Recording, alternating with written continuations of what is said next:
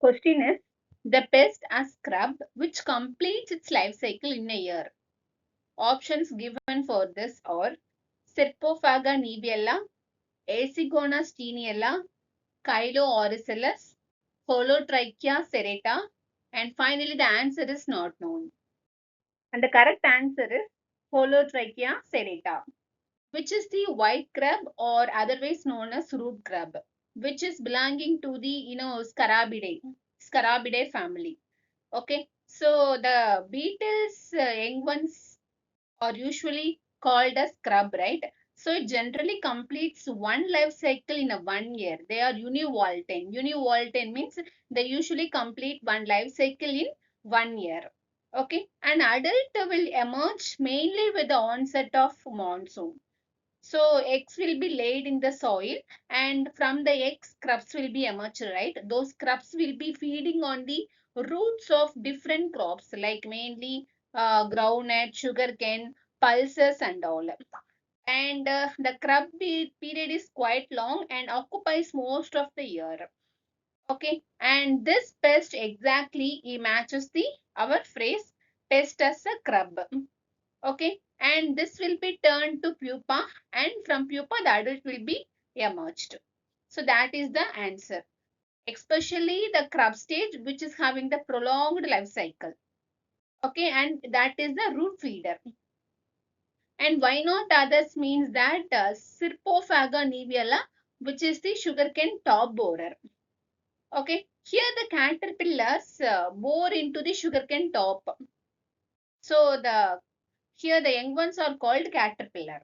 Okay, this is the Lepidopteran family, but the Holotrichia and all belonging to the Coleopterans order. Here the Lepidopterans order. Okay, so here this top borer causes the dead heart.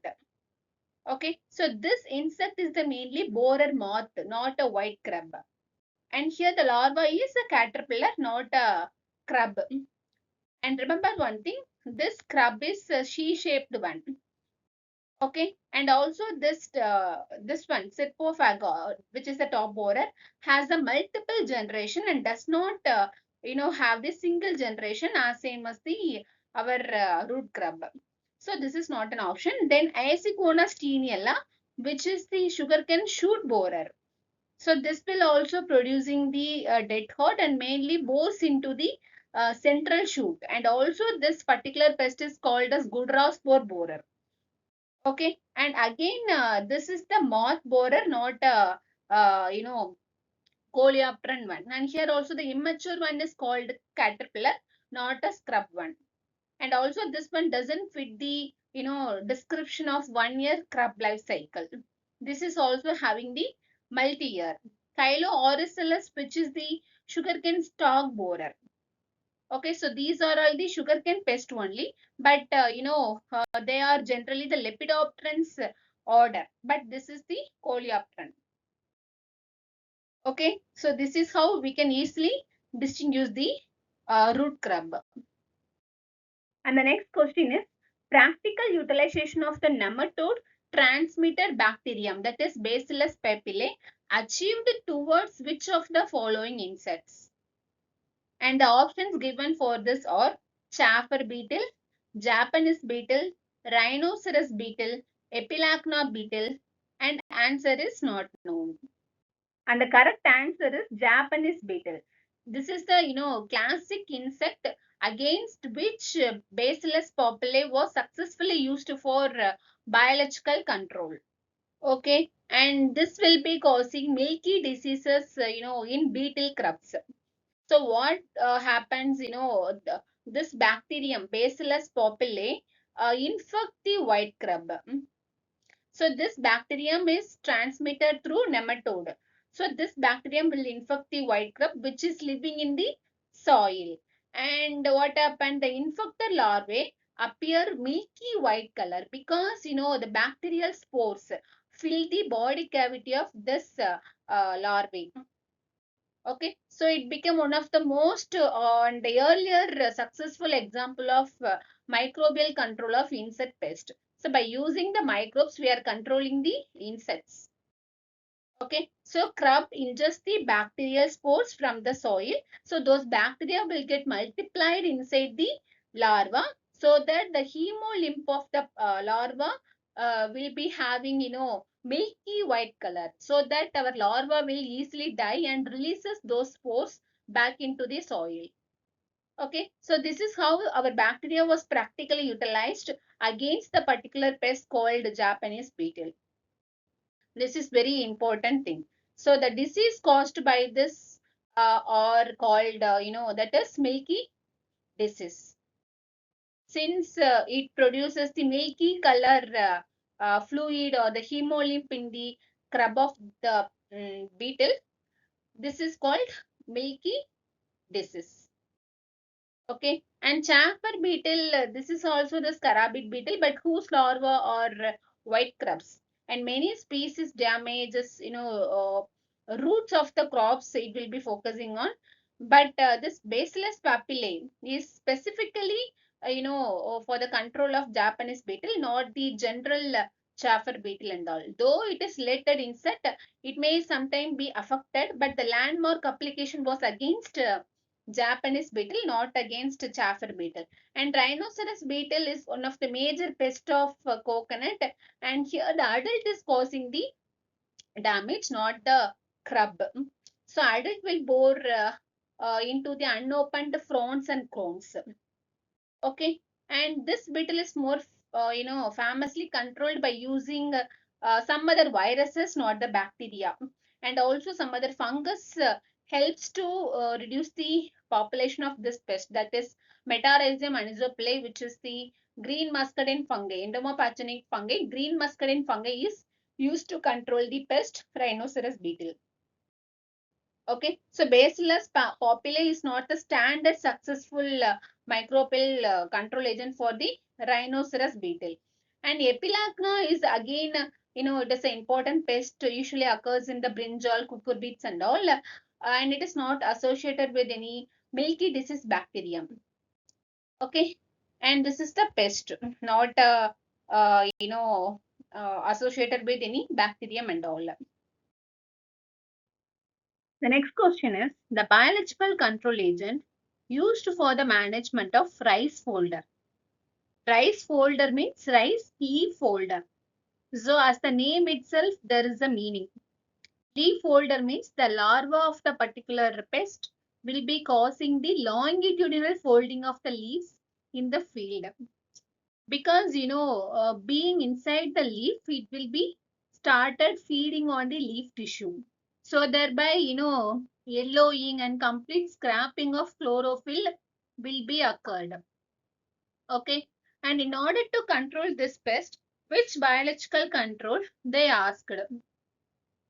So mostly like to control the leaf folder, stem borer and all, egg parasitoids are found to be effective one, because they are laying the eggs on those pests. Okay, so that is called egg parasitoid. Since they lay the eggs, the larva will, or the young one will be emerged from the egg, which is being inside the pest of rice folder, right? So once the larva or the young one emerged, it will started feeding on the pest, so that our pest will be getting killed. Okay, and the options given for this are Trichogramma japonicum, Trichogramma minutum, Trichogramma tylonis, Trichogramma australicum, and answer is not known. And the answer is Trichogramma tylonis. So most of the pests like rice leaf folder, sugarcane internode borer, that is also very serious and major pest in the sugarcane. Okay, and cotton bollworm. So remember one thing, for these three pests, Trichogramma tylonis is commonly used. What they are? Cotton bollworm, sugarcane internode borer, then rice leaf folder. Okay, and this Trichogramma japonicum is mainly used against, rice yellow stem borer.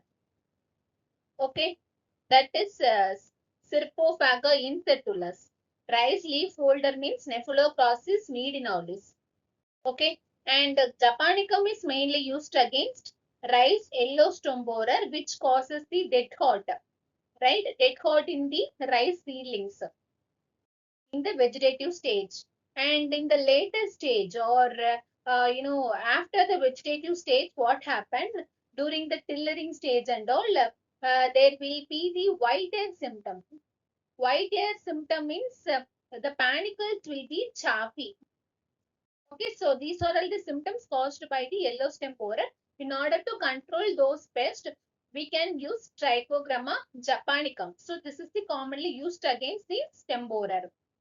And the Trichogramma minutum and all commonly used against lepidopteran pest like codling moth and cabbage looper and all. Okay, not for the rice leaf holder. Rice leaf folder is also the lepidopteran one, but it is not that much effective against this pest. Okay, Chilonis shows the promising one that shows the highly effective against this pest. Okay, and Trichogramma australicum. So this is also the egg parasitoid and can able to destroy the eggs of various lepidopteran pests like corn, borers and all, but not against the rice leaf folder. So the correct answer is Trichogramma chylonis. And one more thing is there, that is Trichogramma acieae, ACHEAE, acieae, which is also against lepidopteran pest. Okay, and this is mainly the egg parasite.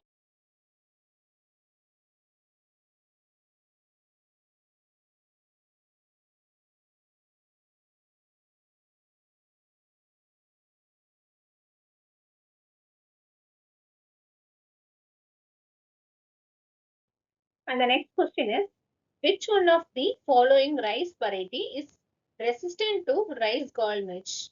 That is Orsiella oryza. This is a fly-like insect, very small mosquito-like insect. So you know the symptom of this particular pest.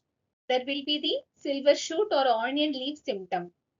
Okay, and this will also produce the chemical named cecidogen, that also we have already seen in the previous slides.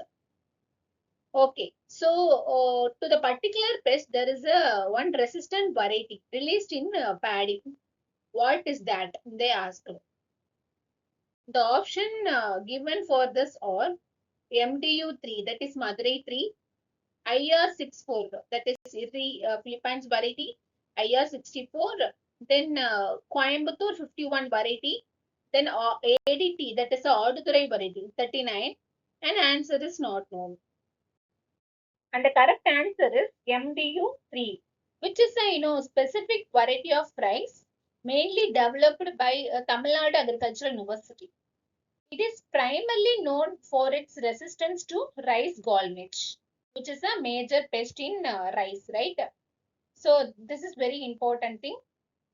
And IR64, this is also developed by International Rice Research Institute, and it is highly valued for its natural resistance against the biological threats. Like it shows the resistance to blast diseases because it has the excellent major genes and all, which shows the resistant against rice blast fungus, that is Pyriflaria and Coraceae, right? And also it is resistant against bacterial blight, and it has a notable tolerance to brown plant hopper, but not against the rice gall midge.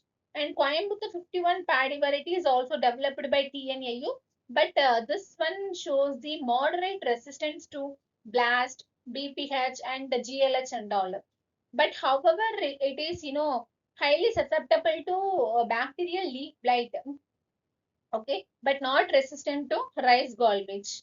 And ADT 39, which is a rice variety, is a medium duration semi-drop paddy variety, right? Mainly cultivated in Tamil Nadu and Pondicherry, and it is mainly known for its resistance to blast and bacterial blight, okay, and not against the rice gall midge. So MTU3 is the rice variety which is mainly developed to have a resistant against rice gall midge.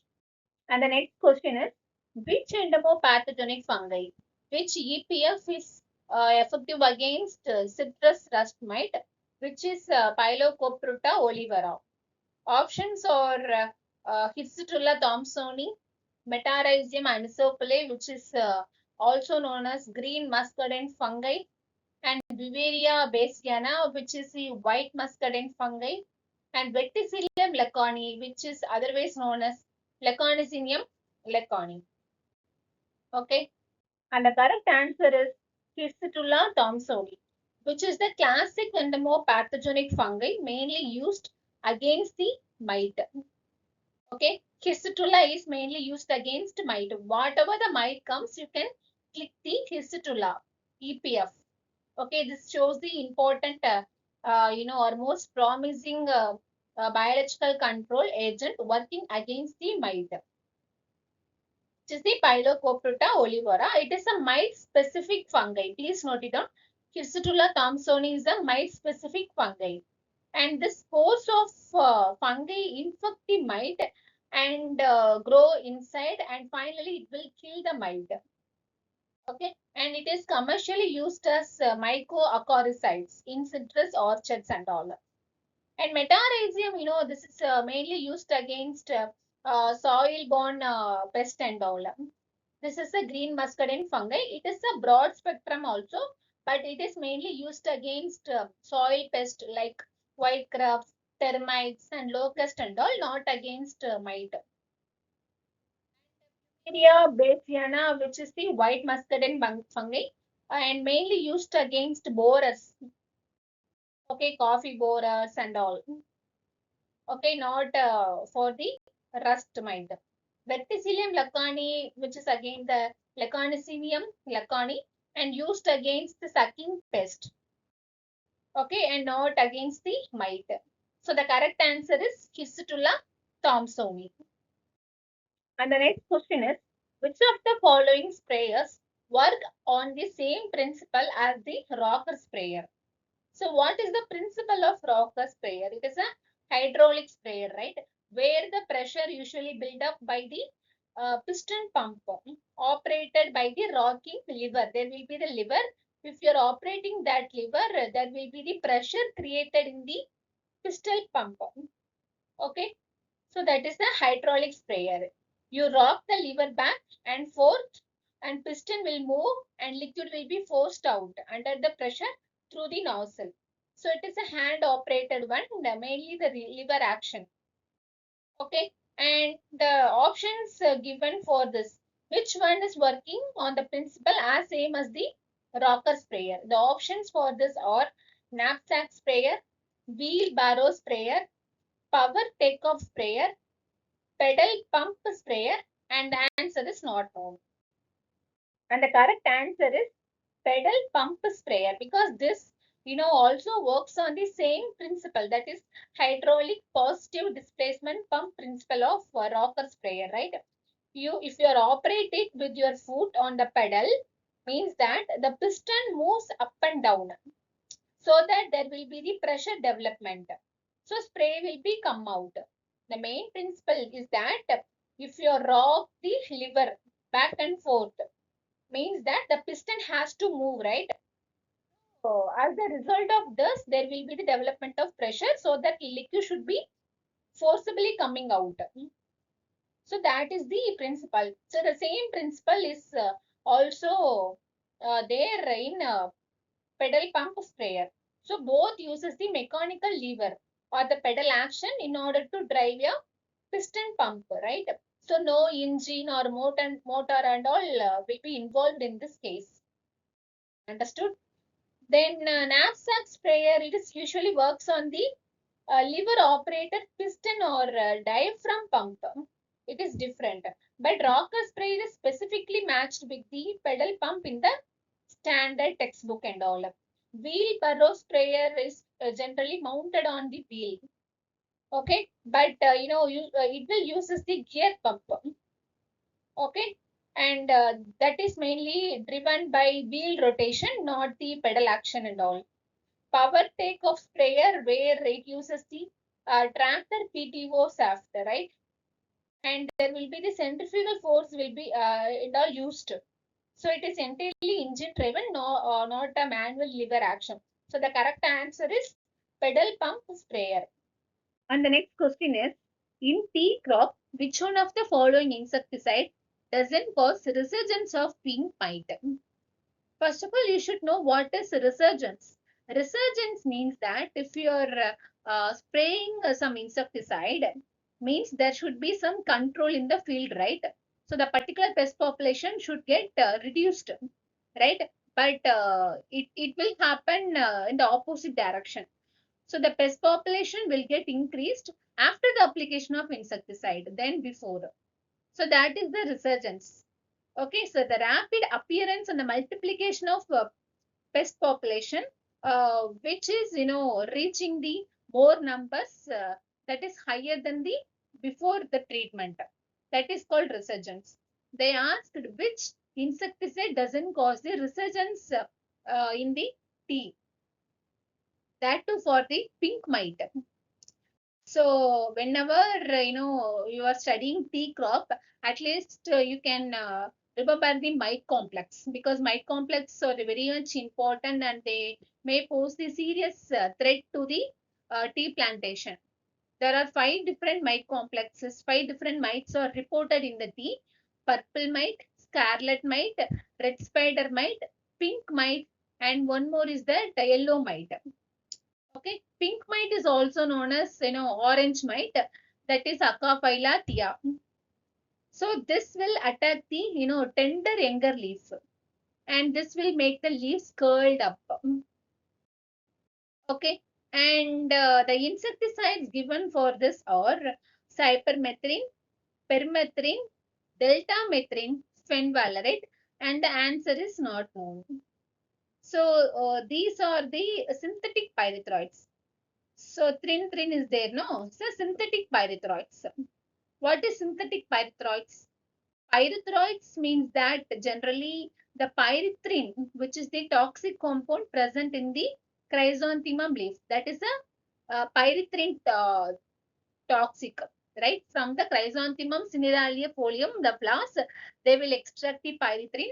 So that is called pyrethroid. Okay, so if the particular chemical is made synthetically in the laboratory, means that is called synthetic pyrethroids. Okay, so those are cypermethrin, permethrin, deltamethrin, fenvalerate, pyresmethrin, resmethrin, tetramethrin, and all there. Okay, so these are the different options. Among them, one of the pesticide is not posing the resurgence for the particular pest. Which one we have to identify? So the answer is permethrin. Permethrin is given as the answer, but as far as I know, like we should avoid the usage of synthetic pyrethroid. Okay, if mites are the main concern in the tea plantation, means we should go for the acaricides.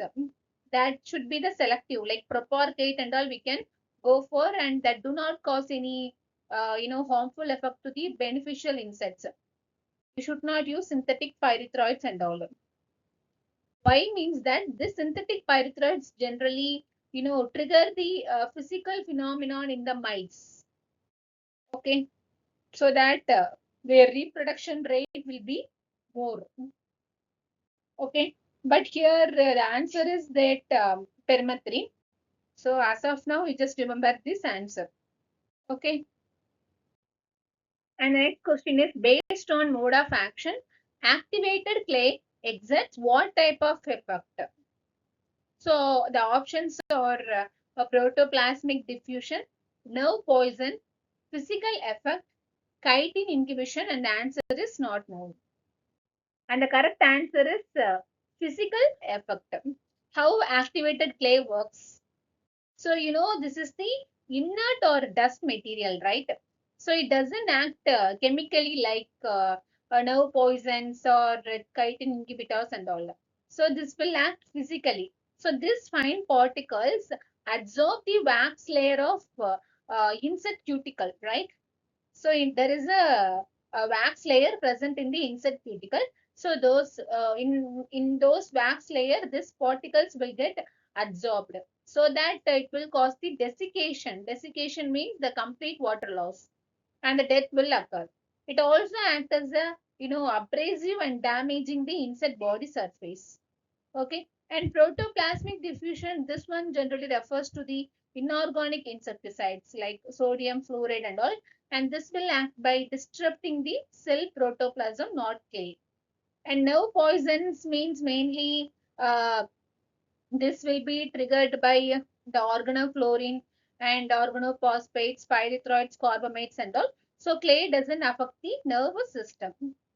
And chitin inhibition and all here, benzoyl urease like diflubenzuron, buprofizin and all act here. That will be acting on the chitin. So that those insecticides will be acting as the chitin inhibitors. So clay has no biochemical effect on the chitin. Okay, chitin synthesis in insects. So the correct answer is clay poses the physical effect in the insect. Okay. And the next question is, which of the following chemical is used in bird scare to produce acetylene gas? So, in bird scarer, due to this gas production only, there will be the sound production, right? So that birds will get fear and they will run away, right? So the chemicals or the different options are given for the chemical. Calcium carbonate, calcium hydroxide, calcium oxide, calcium carbide, and the answer is not known. And the correct answer is calcium carbide. Here the bird scar is generally used in agriculture, mainly in the field of rice, maize, sorghums. So where the grains will be there. To eat those grains, birds will usually come. Okay, and in order to scare them, we commonly recommend the farmers to use bird scarer in their field. Okay, so this will produce the gas. So gas, this when this gas react with the air, it will produce the sound. So for that sound, birds will not come. Birds will get scared and they will fly. Okay, but in the bird scarer, there will be one chemical commonly used. Which one they asked? So the answer is calcium carbide. And whenever you are studying this, study clearly. It is a carbide. So everything is started with the calcium. But the second thing is carbide, calcium carbide.